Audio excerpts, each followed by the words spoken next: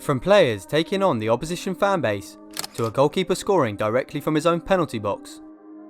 These are 1 in a million football moments.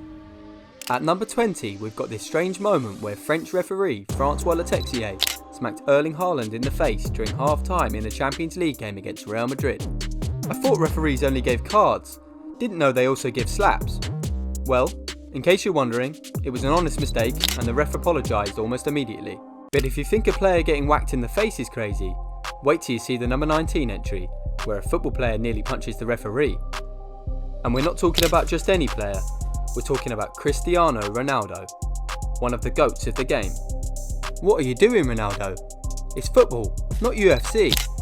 But what if I told you that this moment isn't as crazy as number 18? Believe me, I'm not exaggerating. As you can see in this video, Fenerbahce was celebrating a 3-2 away victory against their arch rivals Trabzonspor when a small group of fans suddenly attacked them. The players decided to retaliate. Soon it became an all-out brawl with players dodging punches like they're in a ninja movie. Talk about a post-match showdown gone wrong. Coming in at number 17 is Neymar, the Samba King himself, defying all odds with an insane left-footed overhead kick. Who would have ever thought that Neymar had such incredible lefty magic in him?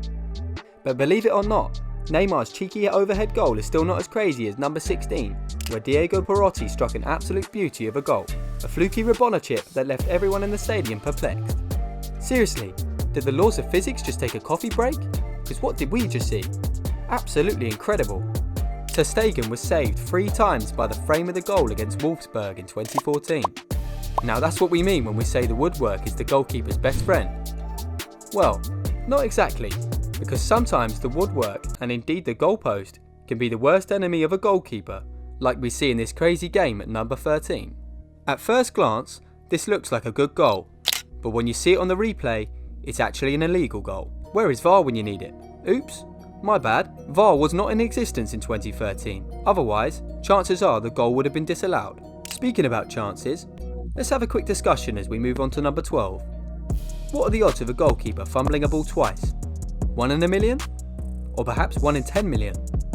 Well, screw the odds, because we actually got to see it happen in this game between Haiti and Canada. Seriously man, what were you doing? Well, I'm pretty sure Olympique Lyon players were asking Fernando Marçal the same question after they watched the replay of this crazy play at number 11. Yeah, we get it, playing against PSG's superstar team is not easy. But at least you've got to give yourself a fair chance by obeying the basic rule of defending, which says, "Thou shalt not put the ball in thy net." Surely, Marçal isn't aware of this law, because in 2020, he scored what looked like the most intentional own goal in football history. I mean, just look how he slams the ball into his own net like a striker who hasn't scored in 10 years. But don't for a second think that this is the most ridiculous piece of play you'll ever see in football, because we've got even more ridiculous things to show you. Like 2 players doing a double overhead kick to score a goal, and a goalkeeper who has over 100 career goals?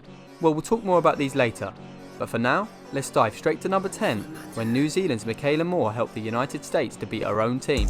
The game had barely started when Moore swept the ball into her own net off Sophia Smith's cross from the left. Well, own goals are part of the game after all, and Moore would have been hoping to make amends during the game, but her misery was compounded after just 81 seconds. This time a cross in from the right, and she headed it into her own net like a striker. And just when you think it couldn't get any worse, Moore diverted a low cross into the net into the 36th minute to complete her hat-trick of own goals. Now that's a masterclass session on how not to defend.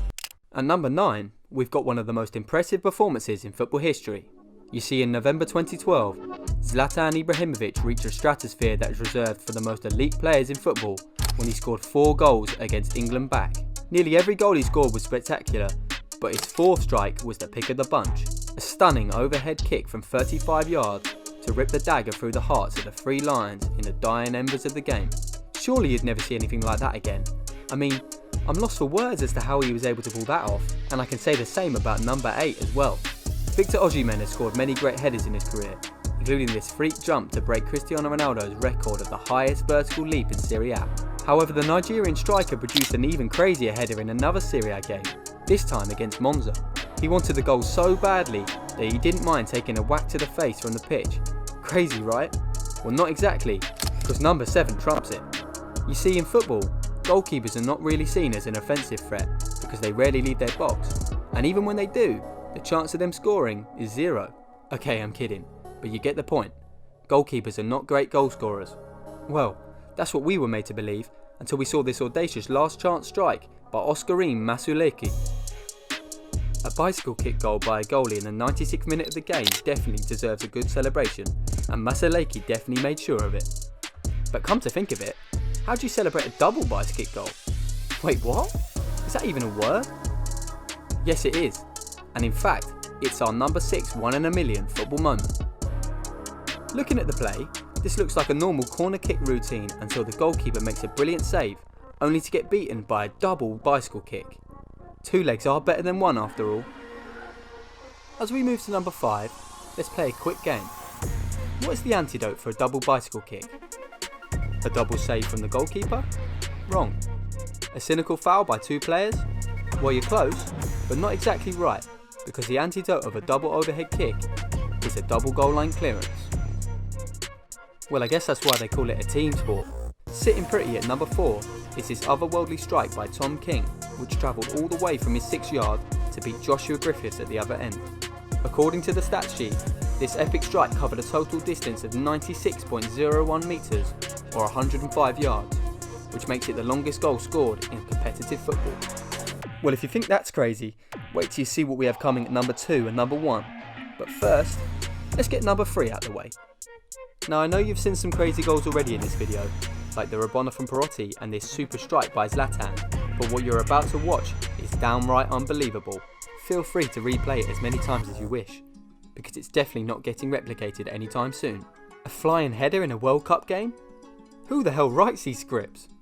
Coming in at number 2 is Olivier Giroud, who recently pulled off the craziest move of his career. And no, we're not talking about his scorpion kick goal for Arsenal. You see, nowadays, the French striker plays his trade for AC Milan, and in a game against Genoa, the team's first choice goalkeeper, Mike Maignan, gets sent off for literally knocking an opponent out of the game. To make things worse, Milan had used all of its substitutions, meaning one of the outfield players on the pitch had the deputising goal. Giroud took on the responsibility. The Frenchman nearly conceded from the first shot he faced, but the goalkeeper's best friend came to his aid. Well, just as we were getting used to seeing Giroud in a goalkeeper's jersey, Genoa's goalie, Josep Martinez, decided to add more spice to the already thrilling match by getting sent off. Like Maignan, he also handed the keys to his goalpost to an outfield player, but after the brief distraction, the attention was soon back on Olivier Giroud, who made a stunning save late in the game. This save ultimately ensured that Milan won the game, even though Giroud was named in the Serie A Team of the Week, not as a goalkeeper. Who would have thought Giroud had a secret talent for keeping clean sheets? Finally,